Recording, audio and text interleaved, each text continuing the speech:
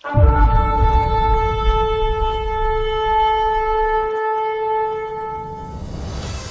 Paul कोलोसियों की कलीसिया को जब ये वचन लिखता है, बोलता है कि तुम ठीक जा रहे हो, लेकिन तुम अब याद रखो कि मसीह यीशु को जब तुमने ग्रहण किया है, तुम्हारा जीवन भी उसी में स्थापित हो, तुम्हारा जीवन उसी में बने, तुम्हारा जीवन उसी में बढ़े। मैं सब बोलेंगे उसी में। और यहाँ उसने एक चित्र पेश किया है, चित्र एक पेड़ का।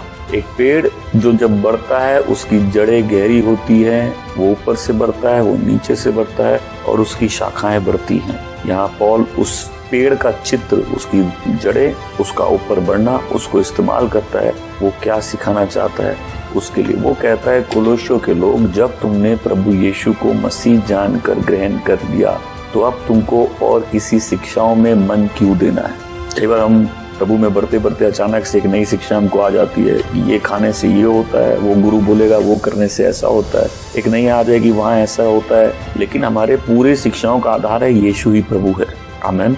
तो खाली उसमें नया जीवन पाना नहीं, पॉल कहता है कि तुम्हारी अब न्यू लाइफ उसी में स्थापित हो जाए, तुम उसी में चलना सीखो, तुम उसी में बढ़ो, तुम उसी में फैलो, तुम्हारी जड़ें उसी में गहरी जाती जाए। पूरी कोलोसियों की पुस्तक क्या है कि तुम किसी भी प्रकार की शिक्षाओं से, आदि शिक्षाओं से, संसार की बातों से भटकना मत, क्योंकि शिरोमणि मसीह यीशु है, परमेश्वर की भरपूरी मसीह यीशु है, सबसे ऊंचा मसीह यीशु है। तो तुमको वो शिक्षाएं मिली कि प्रभु यीशु रैंक में, अपने रैंक में हाईएस्ट ऑर्डर के, आमीन, सारी प्रधानताओं से ऊंचे, सारे सामर्थ्यों से ऊंचे, सारे नामों से ऊंचे उसका नाम है। आमीन। अपने चरित्र में वो पवित्र है, उसमें कोई दाग नहीं, वो पवित्र पवित्र पवित्र परमेश्वर का रूप है और उसके शरीर में परमेश्वर की भरपूरी है। आमीन। उसके वचन में सामर्थ है, उसका वचन पवित्र करता है, तो उसका वचन आत्मा है, वो पवित्र करता है, तो उसका सत्य हमको पवित्र करता है। तो अपने रैंक में, अपने कैरेक्टर में, अपने वर्ड में प्रभु यीशु सर्वोत्तम है। आमीन। सर्वोच्च है, शिरोमणि है, सबसे ऊंचा है। और एक विश्वासी को ये जानना चाहिए कि परमेश्वर की भरपूरी, में सब बोलेंगे परमेश्वर की भरपूरी, परमेश्वर की पूरी भरपूरी मसीह यीशु में स्थापित है। मतलब जो भी परमेश्वर का है वो मसीह यीशु उस देह में उपलब्ध है, उस व्यक्ति में उपलब्ध है। वो कलीसिया का सिर है। कितनी बार कितने लोग प्रभु को जानने के बाद अपने जीवन उस पर स्थापित नहीं करते, उस पर नहीं बढ़ते। उन्होंने प्रभु को चख लिया, उन्होंने प्रभु को ग्रहण किया, लेकिन उसमें नहीं बढ़ते। और क्या होता है, दुनिया की शिक्षाएं उनको बहका देती है, दुनिया की शिक्षाएं उनको भटका देती है, उनका ध्यान कहीं और लेके चली जाती है। वचन क्या कहता है, जैसे तुमने उसको ग्रहण किया वैसे अब उसमें चलो।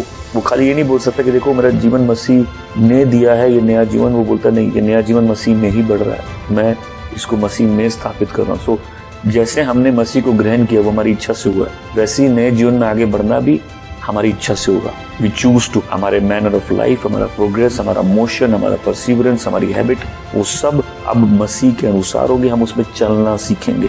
आमीन। तो ये कोलोसियों को बोल रहा है कि भाई तुमने प्रभु को ग्रहण किया है, अब उसमें बढ़ो, भरपूरी उसी में। आमीन। अब तुम उसमें स्ट्रांग हो, अब तुम उसी में कंटिन्यू करो। एक पेड़ का जीवन उसकी जड़ों पर डिपेंड करता है, और विश्वासी जीवन खतरे में जब जड़ें मसीह में गहरी नहीं है। तो क्या मैं मसीह के प्रेम में बढ़ रहा हूँ? हे, गुड क्वेश्चन और बैड क्वेश्चन। क्या मैं उसके ज्ञान में बढ़ रहा हूँ? क्या मैं लोगों के लिए जो प्यार है उसमें बढ़ रहा हूँ? क्या मैं अपने भाई बहन के लिए जो प्यार है उसमें बढ़ रहा हूँ? क्या मैं अपनी आराधना में, अपनी प्रार्थना में, अपने भरोसे में, अपनी सेवा में बढ़े? तो वचन कहते हैं एस्टैब्लिश इन फेथ फर्म। क्या हम हर चीज में उसको जगह देते, उसको जो उसकी जगह वो देते? क्या हम पूर्ण रूप से अपने आप को उसको दे रहे? क्या हम प्रतिदिन उसमें बढ़? तो वो डाउनवर्ड ग्रोथ, अपवर्ड ग्रोथ और चारों तरफ ग्रोथ, ये इंपॉर्टेंट है। नीचा, ऊंचा और चारों तरफ। हमें वो नीची ग्रोथ, बिना उस ग्रोथ के जब सूखा आता है, सबसे पहले घास सूखती है। वो पेड़ जल्दी सूखते हैं जिनकी जड़ें गहरी नहीं है। बारिश का समय था, तुमने कोई बंदोबस्त नहीं किया सूखे के लिए। पेड़ जितना ऊंचा जाएगा उतने ही नीचे उस गहरे उसकी जड़ें होनी चाहिए। जब कोई बिल्डिंग ऊंची बनाता है पहले नींव खोदता है, और नींव खोदने के लिए उसको बहुत गहरे नीचे जाके खंभे गाड़ने पड़ते हैं जो पिलर बन जाते हैं। और एक पेड़ का सूखना दिखाता है कि उसकी जड़ें गहरे नहीं है, उसने कोई प्रोविजन नहीं बनाया उसके लिए। जब बारिश हो रही थी उसने कोई प्रॉफिट, जब तूफान आएगा ये पेड़ उखाड़ दिया जाएगा। तो जब देखो एक तकलीफ आती है, कितने विश्वासी विश्वास से उखड़ जाते हैं। क्यों? इनकी जड़ें गहरी नहीं थी। तो पहली चीज जड़ गहरी, और दूसरी जैसे नीचे वैसे ऊपर, उसी में बनते जाए, उसी में बिल्ड हो, जैसे बिल्डिंग बनती है, जैसे पेड़ ऊंचा जाता है। मतलब हम मसीह में, उसकी ग्रेस में, उसकी गिफ्ट में, उसके लव में कंटिन्यूअसली आगे बढ़ते हैं।